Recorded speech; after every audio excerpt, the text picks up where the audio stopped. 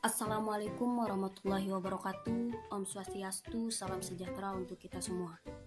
Perkenalkan, nama saya Aulia Rahmawati, mahasiswi dari Fakultas Hukum Universitas Mataram.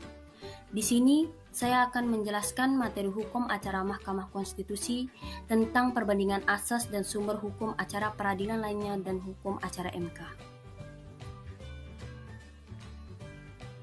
Asas secara umum diartikan sebagai dasar atau prinsip yang bersifat umum yang menjadi titik tolak pengaturan. Jadi, dalam konteks hukum acara MK, yang dimaksud dengan asas dalam hal ini adalah prinsip-prinsip dasar yang bersifat umum sebagai panduan atau bahkan ruh dalam penyelenggaraan peradilan konstitusi. Tahukah Anda asas-asas hukum acara MK? Yang pertama ada ius curius novit. Yang kedua, persidangan terbuka untuk umum. Yang ketiga, independen dan imparsial. Yang keempat, peradilan cepat, sederhana, dan biaya ringan. Yang kelima, hak untuk didengar secara seimbang. Yang keenam, hakim aktif dalam persidangan. Dan yang ketujuh, asas praduga keabsahan. Sumber hukum dapat diartikan sebagai sesuatu yang dapat menimbulkan aturan-aturan hukum dan mempunyai kekuatan yang mengikat. Selanjutnya, macam-macam sumber hukum dibagi menjadi dua. Yang pertama, sumber hukum material, dan yang kedua, sumber hukum formil. Sumber hukum material yaitu tempat dari mana hukum itu diambil, sedangkan sumber hukum formil yaitu tempat atau sumber dari mana suatu aturan memperoleh kekuatan hukum. Tahukah Anda sumber hukum acara MK? Sumber hukum material acara MK.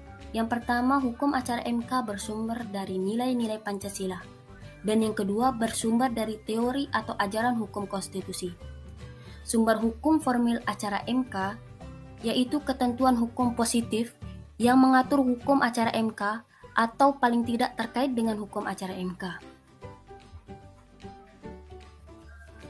Selanjutnya, macam-macam peradilan lainnya.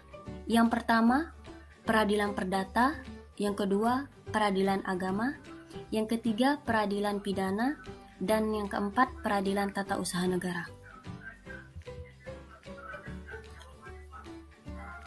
Untuk asas hukum peradilan perdata, yang pertama, hakim bersifat menunggu.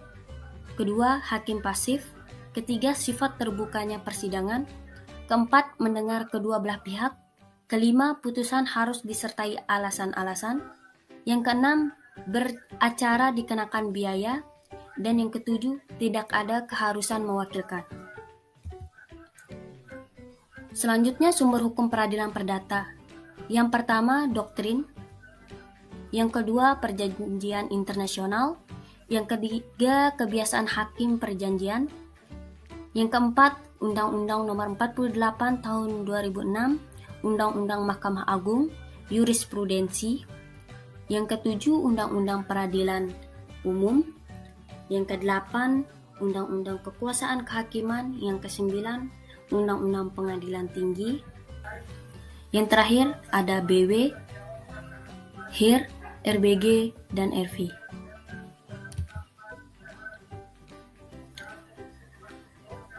Selanjutnya, asas-asas hukum peradilan agama. Yang pertama, asas bebas merdeka. Yang kedua, asas sebagai pelaksana kekuasaan kehakiman. Yang ketiga, asas ketuhanan. Yang keempat, asas fleksibilitas. Yang ketujuh, asas non-ekstrajudisial. Dan yang terakhir ada asas legalitas.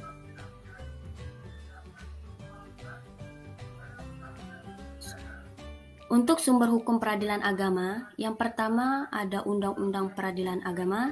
Yang kedua, hukum acara perdata. Yang ketiga, kompilasi hukum Islam.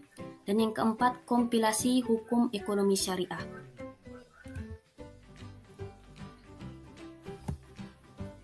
Untuk selanjutnya, asas hukum peradilan pidana. Yang pertama ada legalitas. Kedua, perlakuan sama di depan hukum. Ketiga, praduga tak bersalah. Keempat, peradilan cepat, sederhana, dan biaya ringan. Yang kelima, pemeriksaan hakim yang langsung dan lisan. Yang keenam, peradilan terbuka untuk umum. Yang ketujuh, akusator. Yang kedelapan, terdakwa berhak mendapat bantuan hukum. Yang kesembilan, ada peradilan dilakukan oleh hakim karena jabatan tetap. Yang kesepuluh, oportunitas. Yang kesebelas,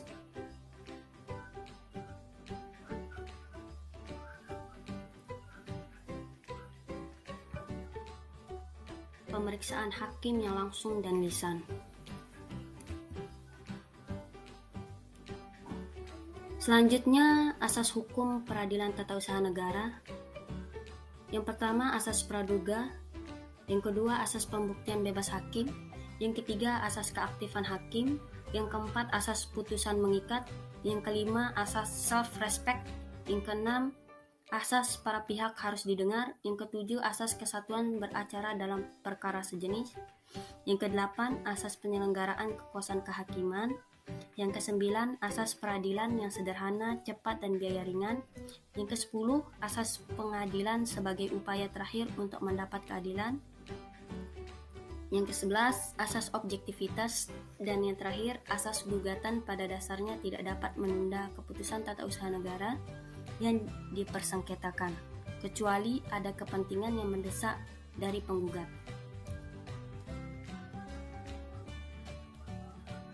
Selanjutnya, sumber hukum peradilan tata usaha negara. Yang pertama ada undang-undang tertulis. Selanjutnya praktek administrasi negara. Yang ketiga ada jurisprudensi. Yang keempat anggapan para ahli. Yang kelima undang-undang kekuasaan kehakiman. Yang keenam undang-undang Mahkamah Agung. Dan yang ketujuh surat edaran Mahkamah Agung. Sekian materi